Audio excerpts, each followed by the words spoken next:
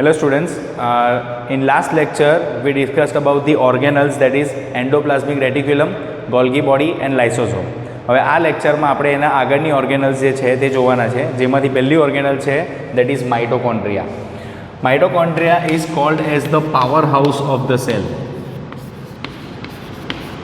નામ પરથી થોડો ઘણો ખ્યાલ આવી જાય કે એનું કામ શું હશે, એનું what is the function of the mitochondria. જે રીતે આપણા અહીંયા જે ઘરે ઇલેક્ટ્રિસિટી આવે, જેને લીધે આપણને બધો પાવર મળે, તો તે ક્યાંથી આવે? પાવર હાઉસમાંથી આવે આપણા ઘરે ઇલેક્ટ્રિસિટી. સેમ વે પર આપણી બોડીમાં જેટલી બી જગ્યાએ એનર્જીની રિક્વાયરમેન્ટ હોય, તે એનર્જીનું પ્રોડક્શન જે કઈ જગ્યાએ થાય, તો દેટ અકર્સ ઇન માઇટોકોન્ડ્રિયા. બરાબર? Energy production as well as storage.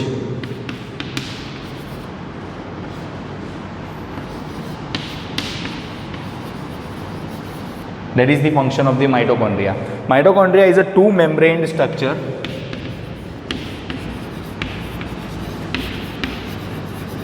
When we talked about organelles, we emphasized that in eukaryotic organelles, there are all the organelles have two membrane structure. તો આ માઇટોકોન્ડ્રિયામાં બી એવું જ છે. એ લોકોનું જે આઉટર સ્ટ્રક્ચર હશે તે કન્ટિન્યુઅસ હશે with pores at some points. અમુક જગ્યાએ ખાલી એની અંદર પોર્સ હશે, અને એનું જે ઇનર મેમ્બ્રેન હશે, તો inner membrane will be having many foldings.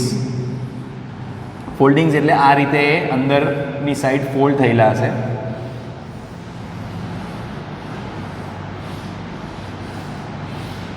એનો બેઝિક પ્રિન્સિપલ એ છે કે it will increase the surface area. આ જે સરફેસનો આખો એરિયા છે, તમે જો આ એક સર્કલ ડ્રો કરો, તેની સરફેસ અને આની સરફેસ, એ જો તમે મેજર કરો તો આની જે સરફેસ છે, ઇનર મેમ્બ્રેનની સરફેસ એરિયા બહુ વધી જશે. બિકોઝ એ જે ઇનર મેમ્બ્રેન છે, it is the site of ATP synthesis.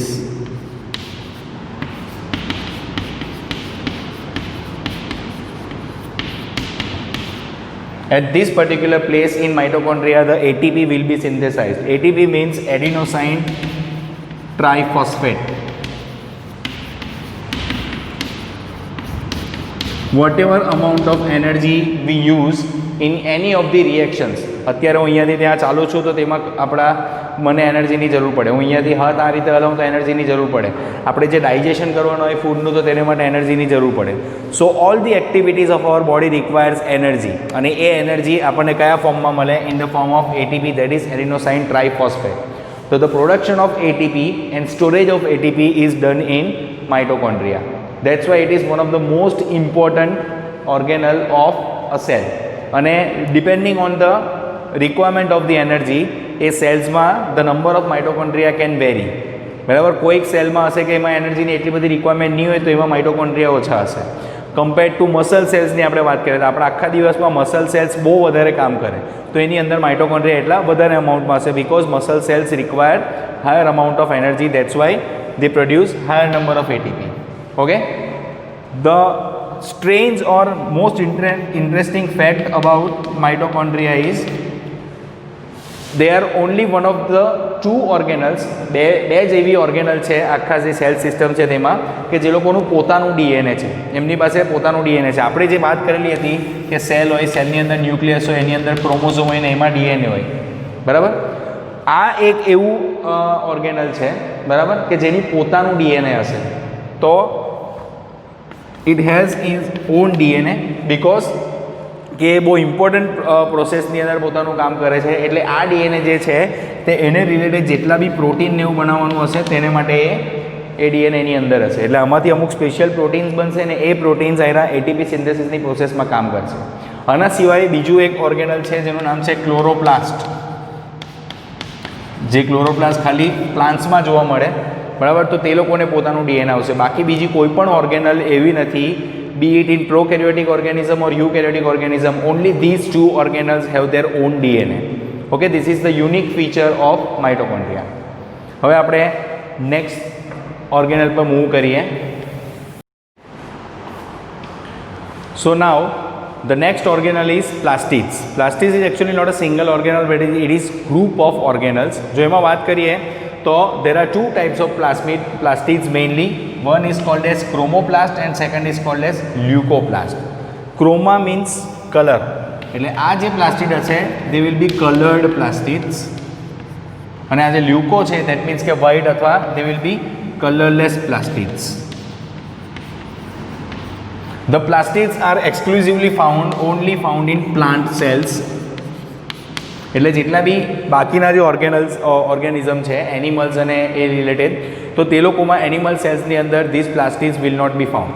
They are only found in the plant cells. And મેં કીધું તેમ કે એના બે ટાઈપ છે, ક્રોમોપ્લાસ્ટ અને લ્યુકોપ્લાસ્ટ. જે ક્રોમોપ્લાસ્ટ છે તે કલર્ડ પ્લાસ્ટિડ્સ હશે અને લ્યુકોપ્લાસ્ટ જે છે તે કલરલેસ પ્લાસ્ટિડ છે. Out of which one of the chromoplast is chloroplast, which contains a pigment. એક પિગમેન્ટ હશે એની અંદર જેનું નામ છે ક્લોરોફિલ.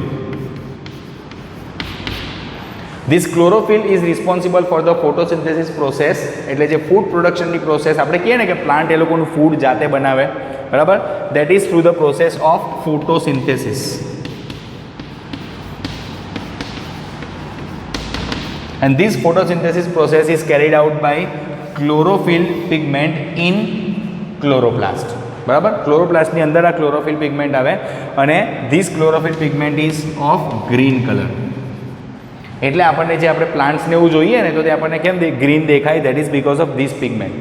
જે લીવ્સ અને એ આવશે ને, પ્લાન્ટના લીવ્સ જે કહેવાય, પાંદડા આપણે કહીએ તો તે પાંદડા આપણને ગ્રીન દેખાય ને, that is because of this pigment. આના સિવાય બી બીજા ઘણા પિગમેન્ટ આવે કે જે એને યલો અને ઓરેન્જ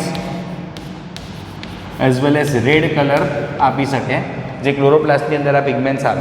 એને વિશે ડિટેલમાં તમે છે ને તે જ્યારે ઇન ફ્યુચર જો તમે 11th સાયન્સ લેવો ને તો સાયન્સમાં તમને આ બેઠું આ જ ચેપ્ટર જે છે તે થોડું ડિટેલમાં આવશે. ત્યારે તમને બધી ડિટેલ આવશે કે આ જે બીજા પિગમેન્ટ્સ છે તે કયા છે, કોને લીધે એનો ઓરેન્જ કલર આવે, કોને લીધે યલો આવે, કોને લીધે રેડ આવે, એ ત્યારે તમે આગળ ભણશો. બહુ મજા આવશે ત્યારે ભણવાની એ વસ્તુ, બરાબર. તો જે ક્લોરોપ્લાસ્ટ છે that involves the chlorophyll and it is required for the photosynthesis process. એટલે કે પ્લાન્ટ જે પોતાનો ફૂડ બનાવે તો તે આ પ્રોસેસ થ્રુ બનાવે, બરાબર. ઇન કેસ ઓફ લ્યુકોપ્લાસ્ટ, એ એવી ઓર્ગેનલ્સ છે which are required four storage of starch, oil and proteins.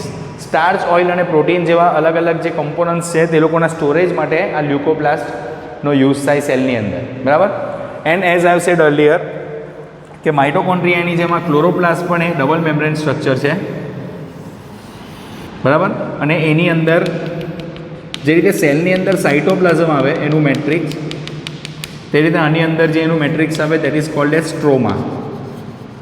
અને સ્ટ્રોમાની અંદર પાછા બધા નાના નાના સ્ટ્રક્ચર્સ હશે. આ તમને છે નહીં ડિટેલમાં, પણ હું તમને એમ જ એક્સપ્લેન કરું છું સો દેટ ફ્યુચરમાં તમને કામ લાગે. આ જે સિંગલ કોઇન લાઇક સ્ટ્રક્ચર છે, એક નાના સિક્કા જેવો દેખાય, તેને કહેવાય થાઇલેકોઇડ. અને આ જે આખું સ્ટ્રક્ચર છે, બરાબર, તેને ગ્રેનમ કહેવાય. આની અંદર આ થાઇલેકોઇડની અંદર પેલું ક્લોરોફિલ પિગમેન્ટ આવેલું હોય અને તેના થ્રુ આખી પ્રોસેસ થાય. And as in case of mitochondria, this chloroplast, they also have their own DNA to synthesize specific proteins. અમુક સ્પેસિફિક પ્રોટીન્સ જે આ ફોટોસિન્થેસિસની પ્રોસેસ માટે જોઈએ તો તે પ્રોટીન્સ બનાવવા માટે આ લોકોની પાસે બી પોતાનું ડીએનએ હશે, બરાબર. સો હવે આપણે નેક્સ્ટ ઓર્ગેનલ જે છે, જે આજની લાસ્ટ ઓર્ગેનલ છે, તે ડિસ્કસ કરીએ. જે નેક્સ્ટ ઓર્ગેનલ છે વેક્યુલ્સ, એ થોડી લેન્ધી છે એટલે આપણે આ લેક્ચરમાં કવર નહીં કરીએ, આપણે એને નેક્સ્ટ લેક્ચરમાં કવર કરીશું. સો આજે જે બે ઓર્ગેનલ કરી, માઇટોકોન્ડ્રિયા અને પ્લાસ્ટિડ્સ, તેની તમારે નોટ્સ બનાવીને મને સેન્ડ કરવાની છે. કંઈ પણ ડાઉટ એવું કંઈ લાગે તો તમે મને વોટ્સએપ મને કોલ કરી શકો. Thank you.